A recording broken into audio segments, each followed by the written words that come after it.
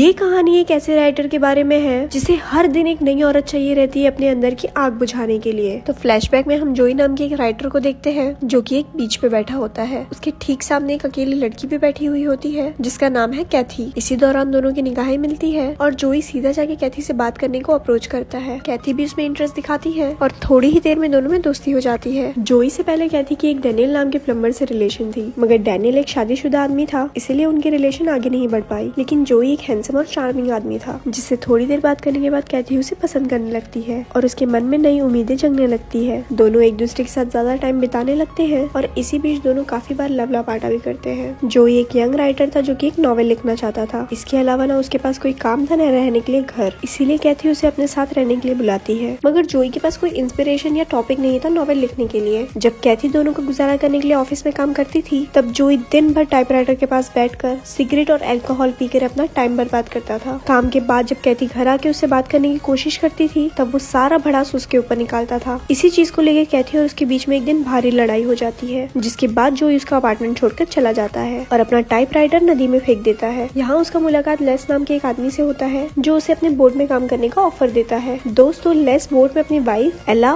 और बेटा जेम के साथ रहता था। जोई उसके साथ बोट में काम करने के लिए मान जाता है और उनके साथ बोट में रहने लगता है। यहाँ काम करते हुए अक्सर जोई कैथी से मिलने जाता था। वो लोग क्ले नदी के किनारे अक्सर एक ट्रक के गैरेज में मिलते थे और एक दिन उसी नदी के किनारे दोनों खपाखप करते हैं, जिसके दौरान कैथी उसे कहती है कि मैं प्रेग्नेंट हूँ और मैं तुमसे शादी करना चाहती हूँ। मगर जोई उस बच्चे को एक्सेप्ट करने से मना कर देता है और कहता है कि मैं तुम्हारे लायक नहीं हूँ। कैथी उसे समझाने की कोशिश करती है और दोनों के बीच में बहस होती है। जोई उठ के वहाँ से जाने लगता है और कैथी उसे रोकने के लिए उसके पीछे भागती है, मगर अचानक उसकी पैर फिसल जाती है और वो नदी में गिर जाती है। कैथी को तैरना नहीं आता है जिस वजह से वो डूबने लगती है। अंधेरा होने के कारण जोई भी पानी में कैथी को ढूंढ नहीं पाता। बहुत ही ज्यादा घबरा जाता है और उसके बैग से अपनी फिंगरप्रिंट मिटा के नदी में फेंक देता है और कपड़ा एक ट्रक में फेंक देता है। इसके बाद हमें प्रेजेंट टाइम की कहानी दिखाई जाती है और मूवी की शुरुआत भी यहीं से होती है। अगली सुबह जब जोई नदी के किनारे बोट के पास बैठा होता है तब कैथी की लाश उसे तैरती हुई मिलती है। ये देखकर तुरंत लेस और जिन कैथी की लाश को नदी से निकालते हैं और पुलिस को इस बारे में खबर करते हैं। लाश को देख के जोई को कैथी के प्रति संवेदना तो होती है पर वो किसी को बताता नहीं कि वो कैथी को पहचानता है। मगर ये संवेदना बस कुछ ही दिनों के लिए था, क्योंकि उसके मरने के बस कुछ ही दिनों के बाद जोई की नजर लेस की पत्नी एला पे पड़ती है और वो उसे चोरी छुपे देखने लगता है। हालांकि लेस और एला पति पत्नी थे, मगर दोनों की शादीशुदा जिंदगी में प्यार एकदम से खत्म हो चुका था। लेस एक अल्कोहलिक था जो अपना ज्यादातर पैसा जुए में उड़ा देता था और ज्यादा शराब पीने के कारण एला के साथ घपाघप नहीं कर पाता था। इसका फायदा उठा के जोई एला का मन बहलाने लगता है। अपने पति से घपाघप ना मिलने के कारण एला भी धीरे धीरे जोई के प्रति ढलने लगती है और एक रात जब लेस जिन को लेके एक मेले में गया हुआ था तब दोनों मिलकर घपाघप करते हैं। अब इसके बाद ये होता है कि दोनों लेस के पीछे से फ्रीक्वेंटली बिस्तर गर्म करते हैं और दोनों को ये फर्क ही नहीं पड़ता कि लेस को इसके बारे में पता चल जाएगा। एज अ रिजल्ट कुछ ही दिनों बाद लेस उन दोनों को रंगे हाथ पकड़ लेता है। जब वो इसके बारे में जोई को कन्फ्रंट करता है तब जोई कहता है कि वो इन दोनों की जिंदगी से दूर चला जाएगा, मगर लेस इतना अपसेट होता है कि वो खुद दोनों को बोट पर छोड़ के चला जाता है। बाद में एला और लेस फिर से एक जगह पे मिलते हैं जहाँ एला उसे डिवोर्स की बात करती है। इसके बाद जोई और एला एक साथ उसी बोट पे रहने लगते हैं। एला अब जोई से शादी करना चाहती है। ये बात से जोई खुश नहीं था क्योंकि एला के साथ उसका संबंध सिर्फ घपाघप के लिए था। एक दिन एला को उसकी बहन ग्वेन का लेटर मिलता है कि उसके पति का देहांत हो गया है। तब एला और जोई से मिलने जाते हैं। एला अपनी बहन को संवेदना देती है और कुछ दिन उनके साथ बोट में बिताने के लिए कहती है ताकि वो अपने पति के मरने के गम से उभर सके। मगर यहाँ भी ग्वेन जोई का स्वैग देख के उस पर फिदा हो जाती है और एक दिन दोनों फिल्म देखने के बहाने बाहर जाते हैं, एक रेस्टोरेंट में ड्रिंक करते हैं और एक सुनसान सड़क पे शुरू हो जाते हैं। और इवेंचुअली ऐसे ही एक दिन एला को उनके गुफ्तगू के बारे में पता चल जाता है और वो भी अपने पति की तरह बोट छोड़ के चली जाती है। अब ग्वेन भी उसे नहीं रोकती क्योंकि बोट पे उनके प्यार की गहराई को नापने से उन्हें कोई नहीं रोक सकता। लेकिन जब जोई को इसके बारे में पता चलता है तो वो बहुत शर्मिंदा होता है और वो भी बोट छोड़ के चला जाता है। बेचारा बोट, उसकी क्या गलती है, सब उसको छोड़ के जा रहे हैं। एनीवे, अब इसके बाद जोई बार में एक आदमी से मिलता है जो उसे कम पैसे में अपने घर में रहने का ऑफर देता है। जोई मान जाता है और वो जोई को अपनी बीवी से इंट्रोड्यूस कराता है, जो कि उसका बहुत बड़ा गलती था। एज एक्सपेक्टेड जोई भाई का यहाँ भी जलवा चलता है और वो आदमी के काम पे जाते ही वो उसकी बीवी के साथ इश्क लड़ाता है। मतलब समझ रहे हो, यहाँ घोड़े को नहीं मिल रही घास और गधे खा रहे हैं च्यवनप्राश। एनीवे, अब ये सब के बीच में कैथी मर्डर केस का ट्रायल आता है और लेस और जोई को कोर्ट में गवाही देने का बुलावा आता है क्योंकि ये दोनों ने ही पहले लाश को देखा था। यहाँ हमें पता चलता है कि पुलिस ने एज ए सस्पेक्ट डैनियल को पकड़ा है। दोस्तों, अगर आपको याद हो, डैनियल वही प्लम्बर है जो जोई से पहले कैथी का बॉयफ्रेंड था। उस पे कैथी के साथ जोर जबरदस्ती करने का और उसे गर्भवती बनाने का और उससे पीछा छुड़ाने के लिए उसका हत्या करने का आरोप लगाया जाता है और बाद में कोर्ट सारे गवाहों को मद्देनजर रखते हुए इस आरोप की पुष्टि भी कर देती है। कोर्ट में बैठा जोई ये ये जानता था कि डैनियल निर्दोष है, मगर वो चुप रहता है। वो कोर्ट को एक अननोन चिट्ठी लिखता है कि कैथी की मौत एक एक्सीडेंट थी और डैनियल निर्दोष है, मगर कोर्ट ये लेटर को अनदेखा कर देती है और डैनियल को फांसी की सजा सुनाई जाती है। हालांकि डैनियल के जोई को हमदर्दी होता है, फिर भी वो अपना मुंह नहीं खोलता। मूवी के अंत में जोई उसी क्ले नदी के पास जाता है और पानी को कुछ देर घूरने के बाद शायद अपने अगले शिकार की खोज में निकल पड़ता है। और दोस्तों, मूवी यहीं पर खत्म हो जाती है। ऐसे ही और स्टोरी सुनने के लिए हमारे पेज को लाइक करें। धन्यवाद।